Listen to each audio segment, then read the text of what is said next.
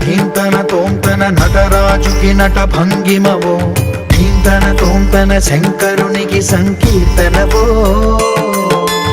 ఈశ్వరుడే అనునిత్యం తనలో తలచుకునే ఓంకారమువో, శివ హృదయం కరిగించే ఆ పంచాక్షరివో. నీ మదిలో మహాదేవుడినే కొలువుంకగా కైలాసమువో, అతని పాదము చందన